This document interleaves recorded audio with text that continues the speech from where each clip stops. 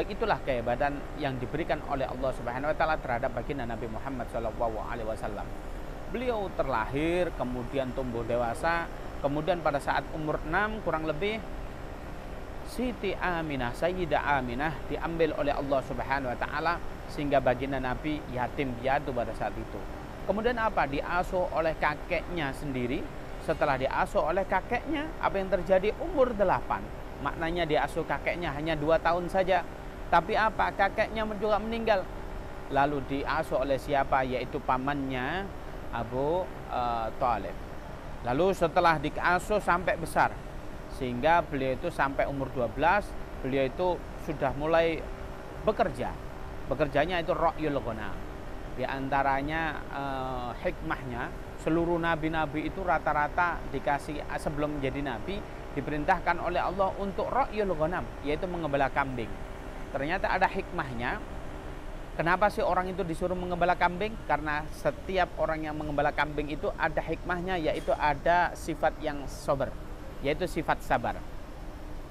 Makanya kalau punya istri yang galak gitu ya, beliin kambing aja biar sabar.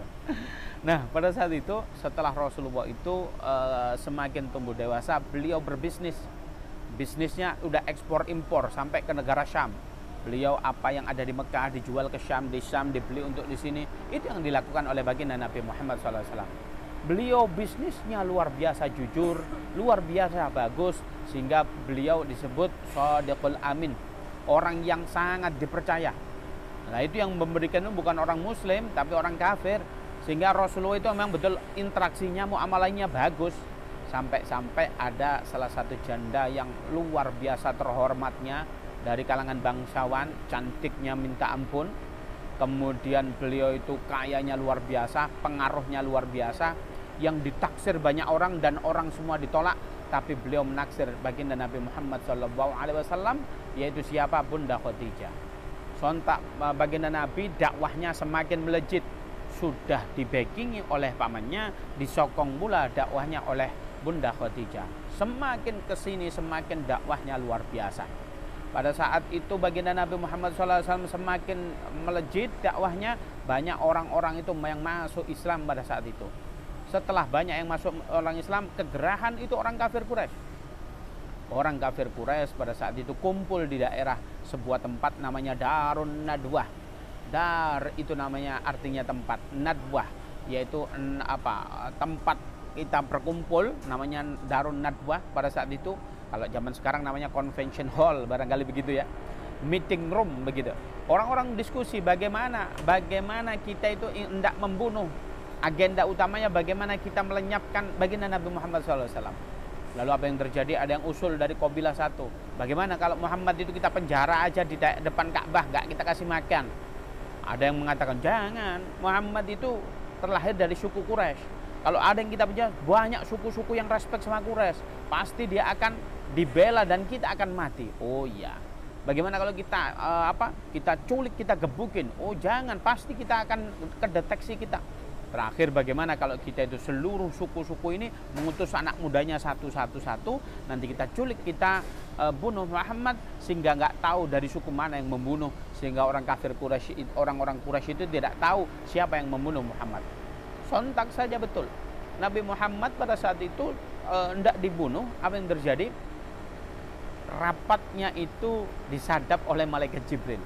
Dikabarkan kepada baginda Nabi untuk diperintahkan untuk yaitu kemana? Hijrah. Padahal Rasulullah itu mengatakan Makkah ini adalah kota yang sangat ku cintai. Seandainya aku tidak diusir, maka aku akan menetap di Mekah ini dan tidak mungkin aku pindah, karena aku sangat cinta terhadap Mekah. Karena Mekah ini kota yang yang disucikan oleh Allah dan dimuliakan oleh Allah Subhanahu wa taala.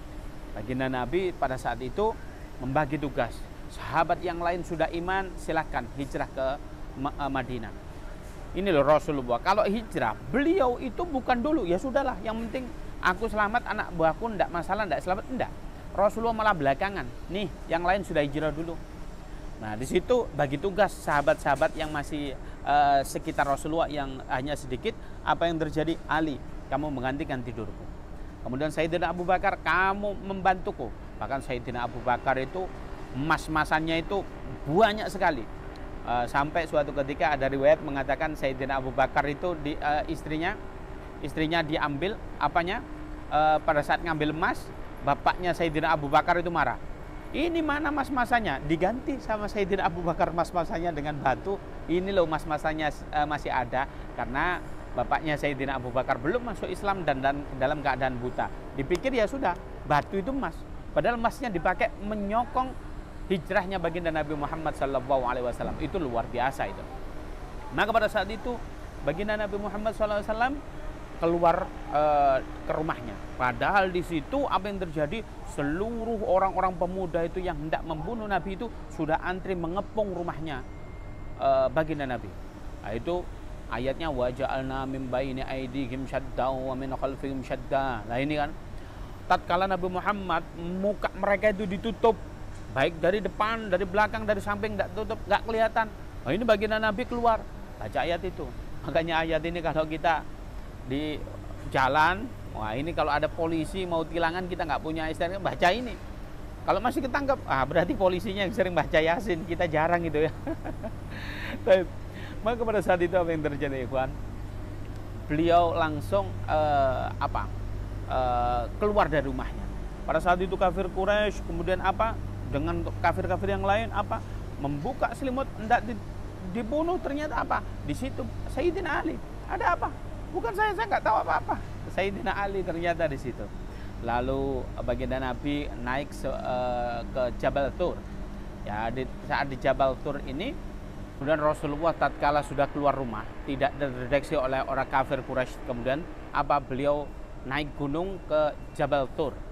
Maka pada saat itu Rasulullah tidak memakai dengan alat penerangan, nggak pakai obor, nggak pakai apa. Kenapa? Karena Jabal Tur itu ternyata kemarin saya ke sana itu ternyata nggak ada pepohonan, sehingga kalau ada satu cahaya maka mereka akan ketahuan, bisa kedeteksi. Baginda Nabi nyampe di sebuah gua Tur, kemudian masuk. Lalu apa yang terjadi sebelum masuk? Sayyidina Abu Bakar yang mengajak baginda Nabi, yang mendampingi baginda Nabi Muhammad SAW, ya Rasulullah, tunggu dulu. Saya akan memastikan di sini aman apa tidak. Apakah ada hewan atau apa begitu ya, dipastikan. Ternyata Rasulullah di situ aman. Oh ya aman Rasulullah, silakan masuk. Nah Rasulullah itu tatkala Sayyidina Abu Bakar duduk begini, Rasulullah itu akrab sekali dengan Sayyidina Abu Bakar. Bayangkan seorang pemimpin, seorang Rasulullah, beliau itu tidur di pahanya Sayyidina Abu Bakar. Ini merupakan kemuliaan yang diberikan oleh Allah kepada Sayyidina Abu Bakar. Bayangkan, orang yang terbaik yaitu baginda Nabi tidur di pahanya. Luar biasa. Sehingga beliau terdiam, jangan sampai Rasulullah ini bangun karena gerak-geriknya baginda Nabi, Sayyidina Abu Bakar. Tetapi ada salah satu hewan mendekat, menggigit Sayyidina Abu Bakar. Kemudian beliau itu setelah tersengat, kemudian apa yang terjadi? Beliau berkeringat. Karena menahan rasa sakit itu, nggak mau bergerak. Tapi keringatnya menetes ke pipinya baginda Nabi Muhammad SAW. Lalu apa yang terjadi? Baginda Nabi terbangun. Setelah baginda Nabi terbangun, ada apa Sayyidina Abu Bakar? Nggak mungkin kan hujan, ini kan ada gua. Ya baginda Nabi, aku tersengat hewan ini dalam keadaan aku menahan rasa sakitnya sehingga meneteskan air mata. Mohon maaf ya Rasulullah. Kemudian didoakan oleh baginda Nabi kemudian sembuh. Lalu apa yang terjadi? Orang kafir Quraisy itu mendeteksi, mencari jejak Rasulullah. Ternyata kemungkinan ke Gua Tur. Apa yang terjadi setelah di Gua Tur? Apa yang terjadi? Beliau itu masuk gua. Di dalam gua itu orang kafir Quraisy itu dijadikan oleh Allah Subhanahu Wa Taala tidak bisa melihat, seolah-olah di Gua Tur itu nggak ada orangnya. Seandainya dia menengok ke bawah pasti ketahuan. Tetapi Allah di situ, beberapa literasi kitab itu dikatakan di situ ada laba-laba, ada yang mengatakan burung, sehingga mereka bikin sarang itu kayak di situ nggak pernah diakses orang. Sehingga pada saat itu apa yang terjadi? Orang kafir Quraisy tidak bisa melihat, sehingga orang-orang itu lewat begitu saja. Di sini orang berbagi tugas. Ada seorang wanita yang senantiasa mengirim makanan ke baginda Nabi dengan Sayyidina Abu Bakar selama 3 hari berturut-turut. Ada seseorang yang menjaga di sini, ngembala kambing pura-pura ngasih kode nanti ada musuh apa tidak. Nah, itu yang terjadi. Makanya ini ada job description. Dalam misi sebuah dakwah itu kita bagusnya itu membagi tugas. Oh ada yang tugasnya begini, ada yang tugasnya begini, ada yang tugasnya begini begitu. Sehingga apa yang terjadi? Ini enak sekali. Kalau kita memiliki tugas misi dakwah yang bagus, ayo bagi tugas. Jangan kita kerjakan sendiri. Ya sudahlah, saya aja, saya enggak. Oh, ini bagian ini bagian ini, ada bagian kameramen, ada bagian semua dalam misi yang satu, yaitu mencari apa? Ridhatullah.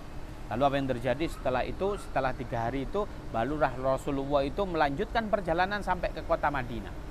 Apa yang terjadi? Di situ ada salah satu penunjuknya, karena yang dilewati oleh Rasulullah itu, saya kemarin dari kota Madinah ke Mekah itu gunungnya sangat terjal, tetapi jalan yang sekarang kita lewati begitu enak, ada aspalnya, pakai bis. Dan yang dulu dipakai lewat dari Mekah ke Madinah yang dilewati manusia nggak dilewatin, karena yang dilewatin oleh baginda Nabi itu jalan yang tidak mungkin dilewati oleh manusia. Karena apa? Ya kalau dilewatin jalan biasa ya akan ketahuan, begitu ya.